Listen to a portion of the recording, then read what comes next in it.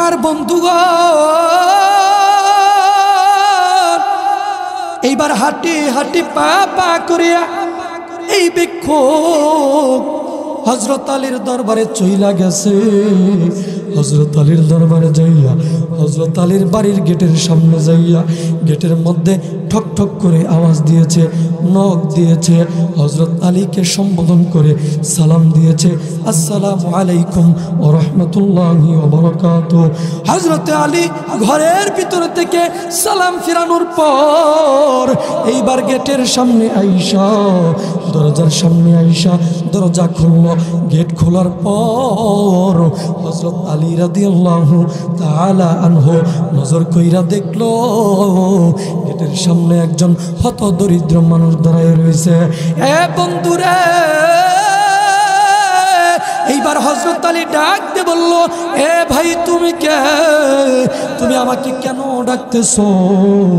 এইবার ভিক্ষুক ডাক দিয়ে বলল, আলী ভাই, আমি একজন মক্কার জমিনের হত দরিদ্র মানুষ, গরিব মানুষ। আমি আপনার কাছে এসেছি কিছু সাহায্য প্রার্থনা করার জন্য। আমাকে কিছু অর্থ সামগ্রী দান করেন, আমাকে কিছু খাদ্য সামগ্রী দান করেন। আমি আমার পরিবার পরিজন নিয়ে খাবো, চলবো, ফিরবো। এ বাজান, এইবার হযরত আলী ডাক দিয়ে বলল, ভিক্ষুক ভাই, আমি তো হইলাম গরিব মানুষ। গোটা মক্কার জমিনের সমস্ত মানুষেরা জানে আমি আমার পরিবার পরিজন নিয়া গত 1-2-3 দিন যাবৎ না খেয়ে থাকি। ও ভিক্ষুক ভাই, আমি আবার তোমাকে কি দান করব? আমি আবার তোমাকে কি সাহায্য করব? এই মুহূর্তে তোমাকে সাহায্য করার মতো আমার কাছে কোনো অর্থ সামগ্রী নাই। বাজান রে, এইবার ভিক্ষুক ডাক দিয়ে বলল, আলী ভাই, আমি সর্বপ্রথম গিয়েছিলাম আবু জাহেলের দরবারে। আবু জাহেলও দিল না, তুমিও যদি না দাও আমি কার দরবারে যাব? বুক ভরা আশা আর স্বপ্ন লইয়া আমি আপনার দরবারে আসিছি। আলী ভাই, আপনি আমাকে ফেরত দিবেন না, আপনি আমাকে ফিরে দিবেন না। বাজান রে, এইবার হযরত আলী ডাক দিয়ে বলল, ভিক্ষুক রে, তোমাকে কে বলেছে আমি ধনী মানুষ? আমি তো ধনী মানুষ না, আমি হইলাম গরিব মানুষ। বাবাজি গো, এইবার এই ভিক্ষুক ডাক দিয়ে বলতেছে, আলী ভাই, আবু জাহেল আপনার কাছে আমাকে বাড়াইছে। আবু জাহেল নাকি গরিব মানুষ, আপনি নাকি ধনী মানুষ, এই জন্য আপনার কাছে আমাকে বাড়াইছে। এইবার আলী বুঝতে পারলো আবু জাহেল সলসাতুরি করেছে, আবু জাহেল বাটপারি করেছে। আবু জাহেল আলীকে অপমান করার জন্য এই ফোন দিয়ে উঠেছে। আলী, হযরত আলী এই কথা বুঝতে পেরেছে, কিন্তু আবার ডাক দিয়ে বলল, ভিক্ষুক ভাই, তোমাকে দেওয়ার মতো আমার কাছে কোনো কিছু নাই, তুমি বিদায় হইয়া যাও। এইবার ভিক্ষুক আসসালামু আলাইকুম বলে বিদায় হইয়া চলে যাচ্ছে। হযরত আলীর মন মানায় না। হযরত আলী আবার ডাক দিয়ে বলল, ভিক্ষুক ভাই, দাঁড়াও দাঁড়াও দাঁড়াও, যাইও না ভিক্ষুক ভাই, যাইও না। ভিক্ষুক ডাক দিয়ে বলল, আলী ভাই, কিছুক্ষণ আগে তুমি বললা তুমি গরিব মানুষ, দান করতে পারবা না, সাহায্য সহযোগিতা করতে পারবা না, এখন কেন আবার ডাকতেছ? আলী ডাক দিয়ে বলল, ভিক্ষুক রে, ঠিক আছে, আমি তোমাকে টাকা পয়সা দান করতে পারবো না, কিন্তু এমন একটা জিনিস আমি তোমাকে দান করব, যেই দামি বস্তু, যেই দামি জিনিস দুনিয়ার কোনো মানুষকে দান করতে পারে না। এত বড় একটা দামি বস্তু আমি তোমাকে দান কইরা দেব। জোরে বলেন না সুবহানাল্লাহ। দুনিয়া থেকে বিদায় নিয়ে চলে যাবেন, সেই কঠিন মুহূর্তেও নবী ফাতিমার কথা চিন্তা করেন নাই, নিজের আহলে বায়াতের কথা চিন্তা করেন নাই, পরিবার পরিজনের কথা চিন্তা করেন নাই, হাসান হুসাইনের কথা চিন্তা করেন নাই। উম্মতি উম্মতি বলে কেঁদেছেন, উম্মতের জন্য চিন্তা ফিকির করেছেন। শুধু তাই নয়, মুসলমান, কাল কিয়ামতের কঠিন ময়দানে অর্ধ হাত উপরে যখন সূর্য চলে আসবে, সূর্য যখন সোজা পিঠ দিয়ে তাপ দিতে থাকবে, এই সোজা পিঠের তাপে অনেক গুনাহগার নাফরমান বান্দাদের মাথার মগজগুলো টাস টাস করে ছিঁড়তে থাকবে, গলতে থাকবে। অনেক মানুষ রক্তপুঞ্জের নদীতে সাঁতার কাটতে থাকবে। সেই ময়দানে মাহশরে, কঠিন কিয়ামতের ময়দানে একজন মাত্র দরদি, যিনি দরদি হইয়া কানবেন। আর ওই সময় মানুষগুলো দিশেহারা হয়ে আদম নবীর কাছে যাবে, বলবে হে আদম নবী, হে আমাদের পিতা, আপনি আমাদের ব্যাপারে আল্লাহর কাছে সুপারিশ করুন। আদম নবী বলবে ইয়া নাফসি, নূহ নবী বলবে ইয়া নাফসি, ইব্রাহিম নবী বলবে ইয়া নাফসি, মুসা নবী বলবে ইয়া নাফসি, ঈসা নবী বলবে ইয়া নাফসি। সেই কঠিন ময়দানে মাহশরে একজন মাত্র নবী, একজন মাত্র দরদি, যিনি আল্লাহ পাকের কুদরত পেয়ে সেজদায় পইরা আল্লাহকে ডাক দিয়ে বলবেন, আল্লাহ আপনি আমার উম্মতকে মাফ করে দেন। সূরা বলেন না সুবহানাল্লাহ।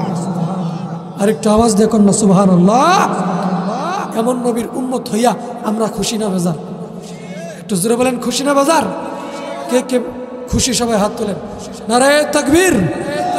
আর একটু জোরে আওয়াজ দেখুন, নারায়ে তাকবীর।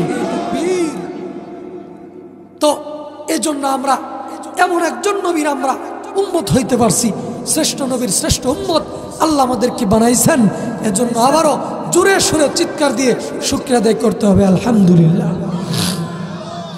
লক্ষ কোটি দুরুদ এবং সালাম সরকার কায়নাত যেই নবী মুহাম্মদুর রাসূলুল্লাহ সাল্লাল্লাহু আলাইহি ওয়াসাল্লাম, সেই নবীর শানে সবাই পড়ি সাল্লাল্লাহু আলাইহি ওয়াসাল্লাম। একটু জোরে বলেন সাল্লাল্লাহু আলাইহি ওয়াসাল্লাম। এই যে আমরা দুরুদ শরীফ পাঠ করলাম, এই দুরুদ শরীফের সম্মান মর্যাদা পাওয়ার আছে না নাই? আর একটু জোরে কোন আছে না নাই? কাল কিয়ামতের ময়দানে আপনি যখন দেখবেন আপনার আমলনামা মিজানের পাল্লায় ওজন দেওয়া হচ্ছে, যেটা আমল নেক আমলের পাল্লা সেটা উঁচু হয়ে যাচ্ছে আমল কম হওয়ার কারণে, আর গুনাহের পাল্লাটা ভারী হওয়ার কারণে, বেশি হওয়ার কারণে নিচে ডেবে যাচ্ছে। তখন রসুল দেখবে আপনার আমলনামা কম হওয়ার কারণে পাল্লা উপরে উঠে যাচ্ছে আর আপনার জন্য জাহান্নামের ফয়সালা হয়ে যাচ্ছে। নবী দৌড়ে আয়েশা আপনার ওই আমলনামার মধ্যে, আমলনামার পাল্লার মধ্যে এতটুক একটা বড় একটা বস্তার মতো, একটা বুটলার মতো, একটা গাট্টির মতো এই আমলের পাল্লার মধ্যে চাপ দিয়ে ধইরা জাতা দিয়ে ধরবেন, চাপ দিয়ে ধরবেন, আমলের পাল্লাটা নিচে নেমে যাবে, গুনাহের পাল্লাটা পাতলা হয়ে যাবে, আপনার জন্য জান্নাতের ফয়সালা হয়ে যাবে। আপনি জিজ্ঞাসা করবেন, হ্যাঁ আল্লাহ, আমি তো দুনিয়াতে এত আমল করছিলাম না, আজকে আমার আমলনামা আমি দেখতেছিলাম পাতলা হয়ে যাচ্ছিল, কিন্তু হঠাৎ করে রসুল আপনি কি এটা দিলেন আমার আমলনামার মধ্যে, আমার আমলনামার পাল্লার মধ্যে কি দিয়ে চাপ দিয়ে ধরলেন, আমার আমলনামা ভারী হয়ে গেল, আমার জন্য জান্নাতের ফয়সালা হয়ে গেল। নবীজি এটা আমি বুঝলাম না। রসুল ডাক দিয়ে বলবেন, ও আমার উম্মত, ওই যে হবিবপুরের মাহফিলে গিয়া দুরুদ শরীফ পড়ছিলা, আমার নামে দুরুদ সালাম পেশ করছিলা, আমাকে মহব্বত কইরা, আমাকে ভালোবাসা দুরুদ শরীফ পাঠ করছিলা, আমার নামে সালাম পাঠ করছিলা, আমাকে সম্মান করছিলা, আমাকে মহব্বত করছিলা, সেই দরুদ শরীফের আমলটা আমি নবীজি তোমার দরুদ শরীফটা খায়া ফেলাই নাই, ভাঙ্গা ফেলাই নাই, নষ্ট করে ফেলাই নাই। আজকে ওই যে দরুদ শরীফ তুমি পাঠ করছিলা, সেই দরুদ শরীফটা একজন ফেরেশতা আইসা ওইখান থেকে নিয়ে আইসা আমার কাছে জমা রাখছিল, আমি জমা রাখছিলাম।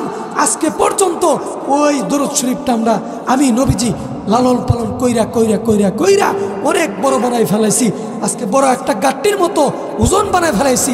সেই দরুদ শরীফের আমলটা আজকে যখন দেখলাম তোমার আমলনামার পাল্লা পাতলা হয়ে যাচ্ছে, হালকা হয়ে যাচ্ছে, তখন তোমার সেই দরুদের গাট্টির আমলটা তোমার আমলনামার মধ্যে ধরে চেপে ধরলাম, আমলনামা ভারী হয়ে গেল, তোমার জন্য জান্নাতের ফয়সালা হলো। ও উম্মত, তুমি হাসতে হাসতে জান্নাতে চলে যাও। জোরে বলেন সুবহানাল্লাহ। আর একটু আওয়াজ দেখুন না সুবহানাল্লাহ। তাহলে দরুদ শরীফের পাওয়ার আছে না নাই? একটু জোরে কোন না আছে না নাই? তাহলে সদা সর্বদাই দরুদ শরীফের আমল আমরা করব কি করব না? একটু জোরে বলেন, করব কি করব না? তাহলে দরুদ শরীফের এতটাই পাওয়ার যে দরুদ শরীফ জাহান্নামের আগুনও নিভাইয়া দেওয়ার পাওয়ার আছে না নাই? জোরে কোন না আছে না নাই? আমার ভাইরা, আমার বন্ধুগণ,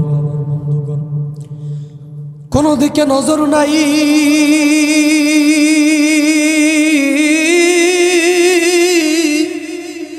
কোন দিকে কোনো খেয়াল নাই রে বন্ধু। আমার নবী, বিশ্ব নবী মুহাম্মদুর রাসূলুল্লাহ সাল্লাল্লাহু আলাইহি ওয়াসাল্লামের শানে মানে নামে আমরা যদি দরুদ শরীফ পাঠ করি, নবীজিকে মহব্বত করিয়া,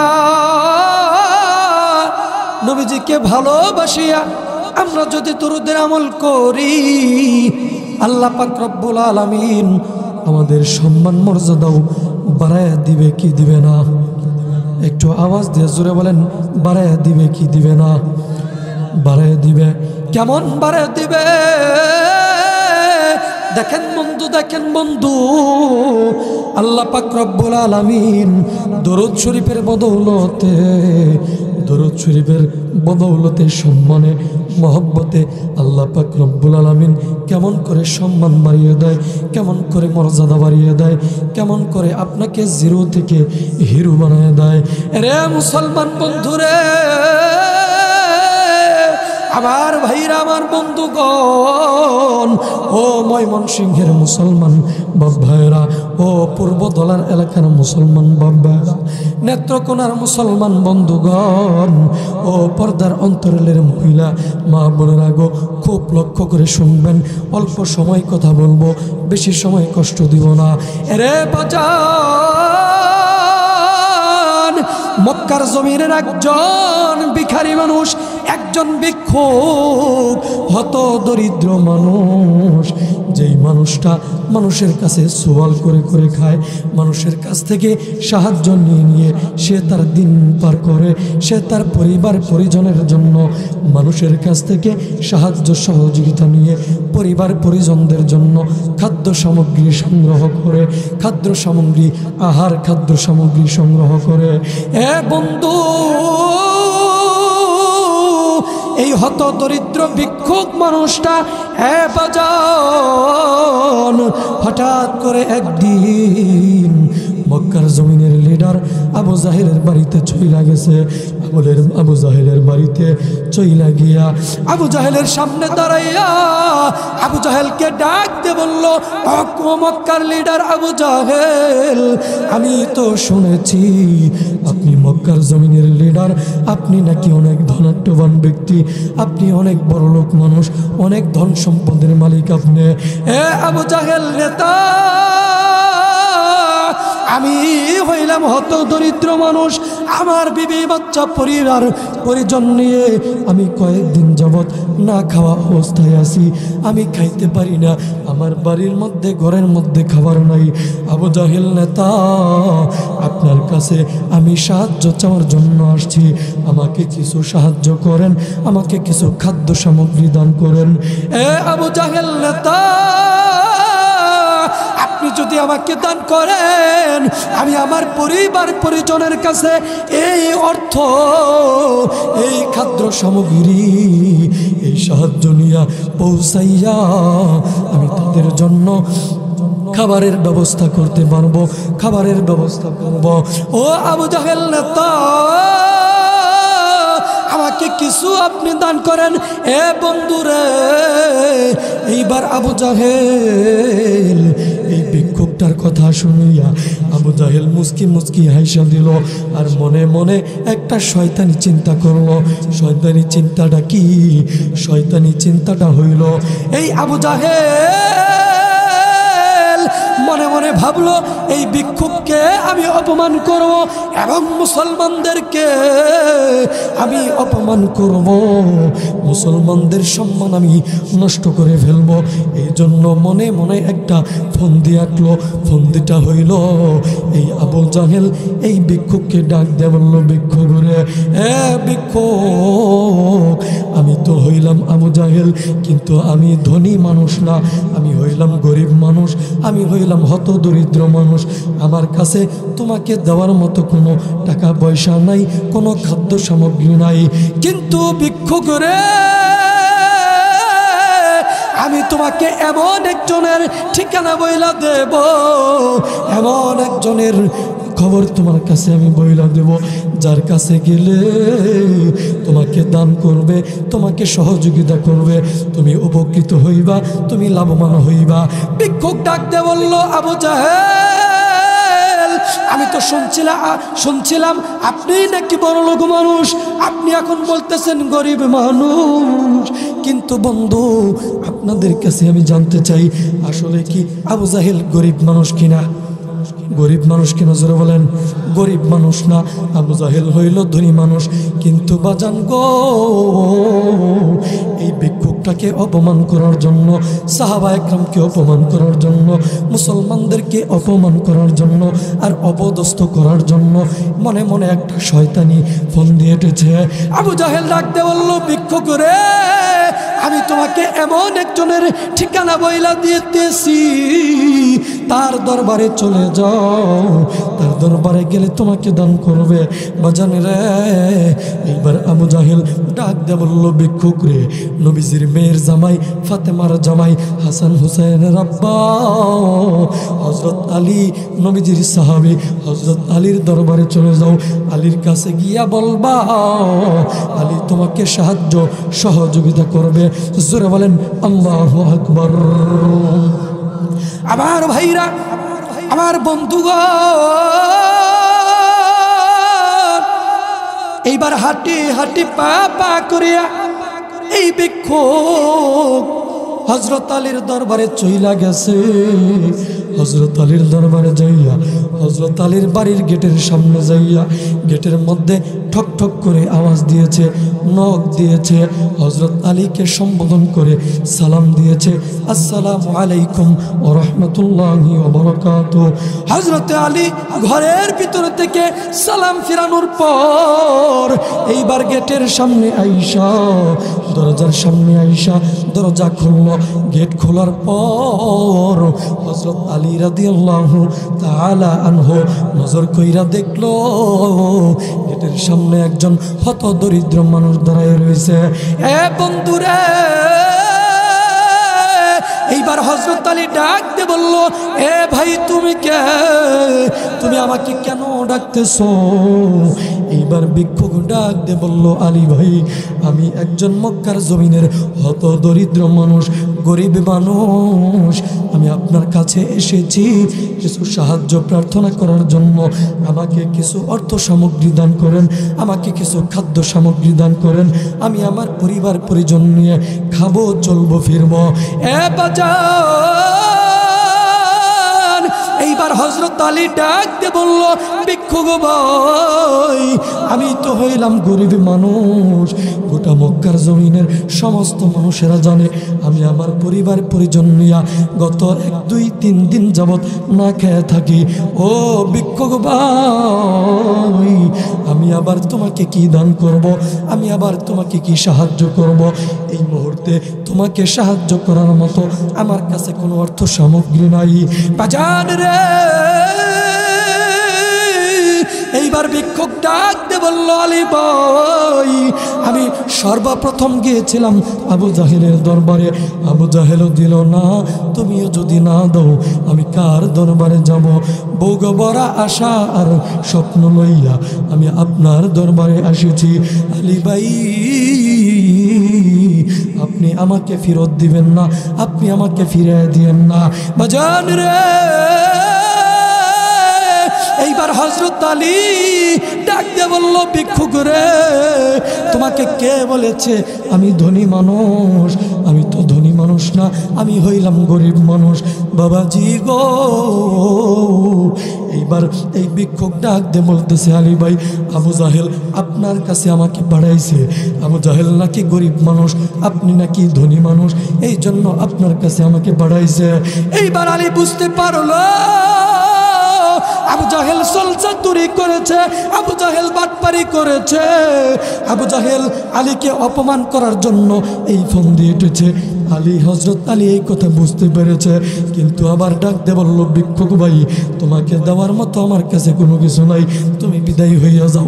এইবার ভিক্ষুক আসসালামু আলাইকুম বলে বিদায় হইয়া চলে যাচ্ছে। হযরত আলীর মন মানায় না।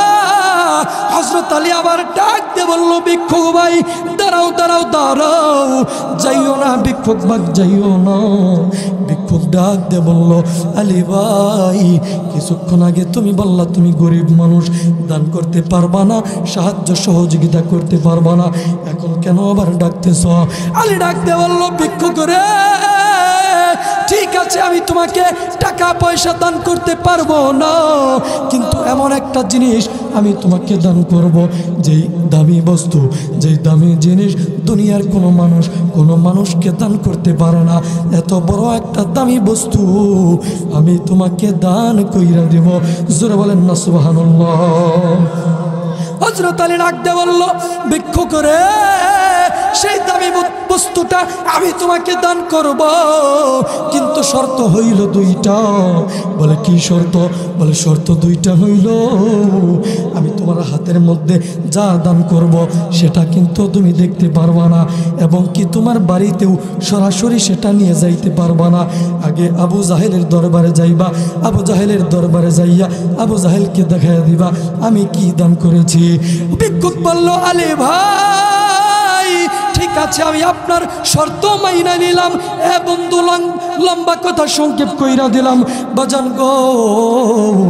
এইবার হযরত আলী ভিক্ষুককে বলল, তোমার ডান হাতটা এইভাবে টান টান করে ধরো। ভিক্ষুক ডান হাতটা বিসমিল্লাহ বলে হাতটা এইভাবে টান টান করে ধরলো। হযরত আলী রাদিয়াল্লাহু তাআলা আনহু নবীজির শানে মানে নামে, নবীজির মহব্বতে ভালোবাসায় কয়েকবার দুরূদ শরীফের আমল করলেন। জোরে বলেন আল্লাহু আকবার। হযরত আলী কয়েকবার দুরূদ শরীফ পাঠ করিয়া তিনটা ফু মাইরা দিল ভিক্ষুকের হাতের মধ্যে। তিনটা ফু মাইরা দিয়া ভিক্ষুকের হাতটা এমনভাবে মুষ্টি বানায় দিল। ডাক দিয়ে বলল, ভিক্ষুক এইবার এইটা তুমি দেখতে পারবা না, বাড়িতেও যাইতে পারবা না, সরাসরি আবু জাহেলের দরবারে চলে যাওয়া। আরে বন্ধু, এইবার ভিক্ষুক আবু জাহেলের বাড়িতে চলে গেছে। চলে যাওয়ার পর আবু জাহেলের সামনে দাঁড়াইলো। আবু জাহেল মুস্কি মুস্কি হাইসা হাইসা ডাক দিয়ে বলল, ভিক্ষুক নবীর মেয়ের জামাই হযরত আলী তোমাকে কি দান করেছে?